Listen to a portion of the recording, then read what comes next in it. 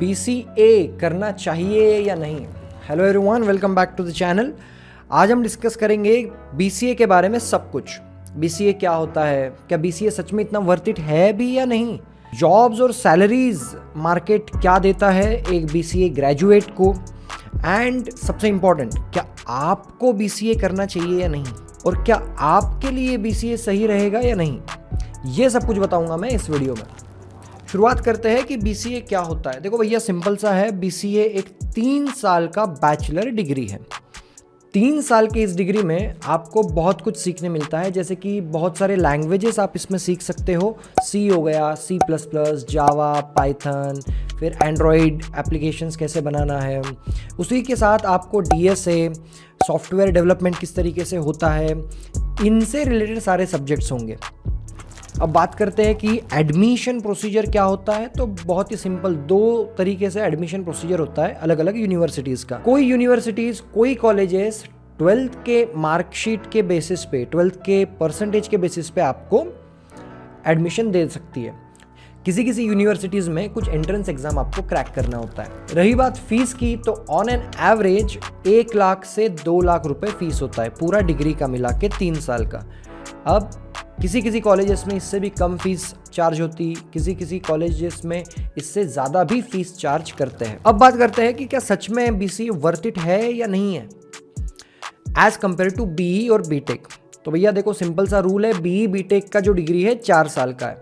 जहाँ पे कोई बंदा 4 साल किसके डिग्री ले रहा है, वहाँ पे आपको 3 साल में मिल रही है। तो जाहिर सी बात है, इंडस्ट्री को उनको थोड़ा सा ज़्यादा इंपॉर्टेंस देना होगा। ज़्यादा बोले तो 19-20 का फ़र्क रहता है, क्योंकि एट द एंड सारी चीज़ें आती है स्किल्स के बेसिस पे। जिसमें स्किल्स ज़्यादा, इंडस्ट्री में जॉब्स और सैलरीज उसी को ज़्यादा। अब हर चीज़ आप कॉलेज के भरोसे तो छोड़ नहीं सकते। आप कॉलेज के भरोसे कि कॉलेज प्लेसमेंट्स ला के देगा, कॉलेज हमसे काम करवाएगा, कॉलेज हमसे इंटर्नशिप करवाएगा, कॉलेज आपके भरोसे कि भाई बंदा सब कर लेगा, बंदे टैलेंटेड हमने चुने हैं, अच्छे खासे 12th में मार्क्स से ऐसे बंदे चुने हैं। तो देखो, ये तो नहीं हो सकता पॉसिबल। आपको ध्यान रखना होगा काफ़ी सारी चीज़ों का ड्यूरिंग द BCA। इसके ऊपर भी हम बात करेंगे थोड़ी ही देर में। अब बात करते हैं कि जॉब्स और सैलरीज इंडस्ट्री में क्या है एक BCA ग्रेजुएट को। ऑन एन एवरेज आपको 2.5 LPA टू 5 LPA तक का जॉब मिल जाएगा। अब फिर से ये डिपेंड करता है स्किल्स के ऊपर।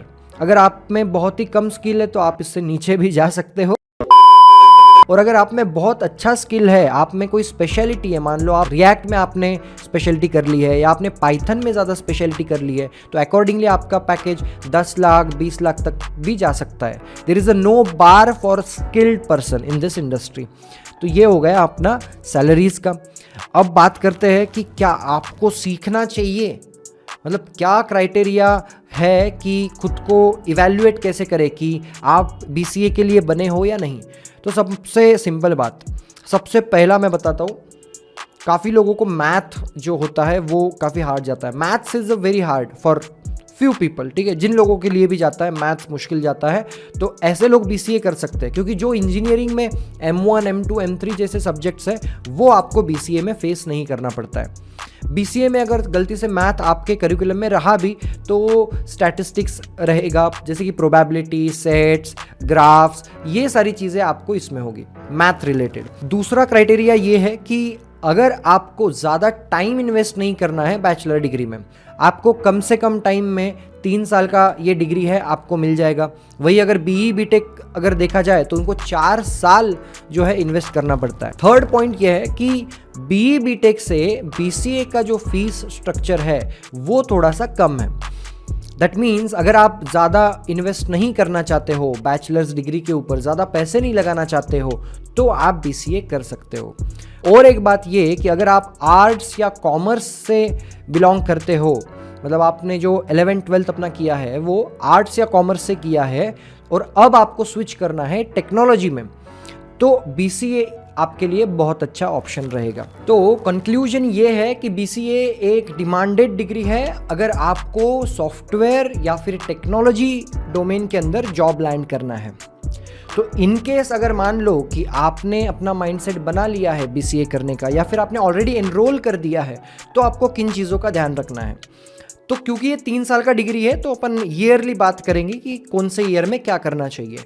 सो फर्स्ट ईयर जब आपका पहला साल है डिग्री का तो आपको मेजरली फोकस करना है कोर सब्जेक्ट्स पे। अब कोर सब्जेक्ट्स यानी कि ऑपरेटिंग सिस्टम हो गया, डीबीएमएस हो गया, सीक्वल हो गया, देन आप कुछ प्रोग्रामिंग लैंग्वेजेस जो है बेसिक C++, इनको एक्सप्लोर करके प्रोग्रामिंग के फंडामेंटल्स स्ट्रॉन्ग कर लो फर्स्ट ईयर के अंदर।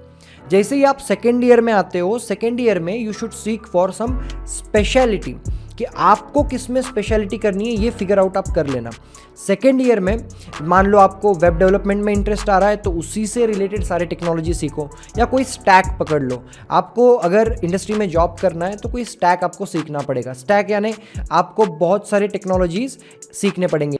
आप जावा फुल स्टैक कर सकते हो, आप पाइथन फुल स्टैक कर सकते हो, आप चाहे तो फुल स्टैक वेब डेवलपमेंट कर सकते हो, बहुत सारे हैं। आप एक्सप्लोर करो खुद, आपको जिसमें इंटरेस्ट बढ़ता है उस चीज़ में आप स्पेशलिटी कर लो। थर्ड ईयर में you should fully focus on projects. आप जितना ज़्यादा प्रोजेक्ट बिल्डअप करोगे उतना पोर्टफोलियो आपका अच्छा होगा, उतना आपकी प्रोफाइल अच्छी आप दिखा सकते हो रिज्यूमे के अंदर।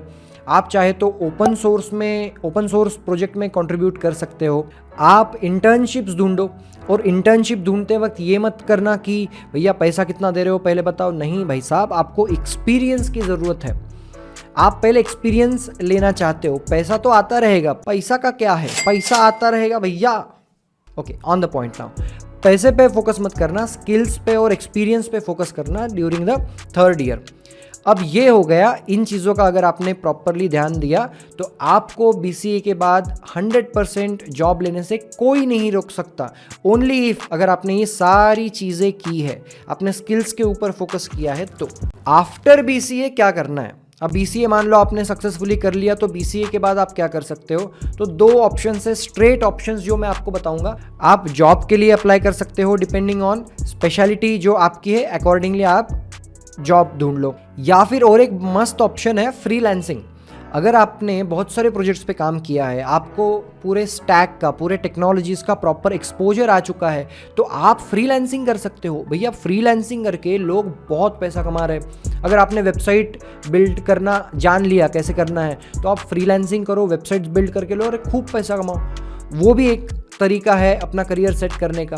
और इन केस मान लो कि आपको कॉलेज लाइफ थोड़ा सा और एंजॉय करना है, एक्सटेंड करना है, तो आप सेकेंड ऑप्शन जो है MCA, उसके लिए अप्लाई कर सकते हो। MCA is a masters of computer application.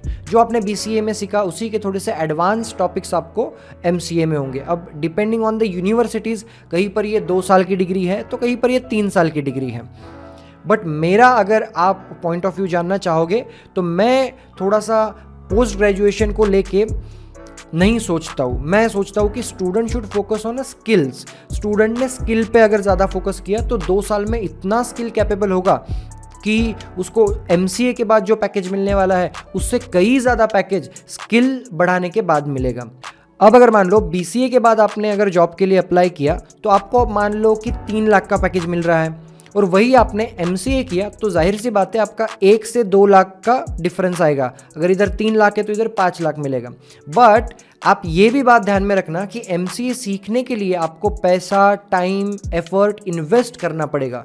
2 साल के बाद आपका 5 लाख पैकेज होने वाला है। ऑन द अदर हैंड अगर आपने BCA करके कोई 3 लाख का जॉब ले लिया, आपने प्रॉपरली 1-1.5 साल एक्सपीरियंस ले लिया किसी कंपनी का, और मान लो फिर स्विच कर दिया, तो स्विच करने से भी काफ़ी ज़्यादा आपको हाइक मिल सकता है। हाइक के बाद आपका पैकेज 8 लाख 10 लाख भी हो सकता है। एंड अगेन ये जो नंबर्स है ये टोटली डिपेंड करते हैं आपके स्किल्स के ऊपर। तो आई होप ये वीडियो से आपको बहुत सारा वैल्यू मिला होगा।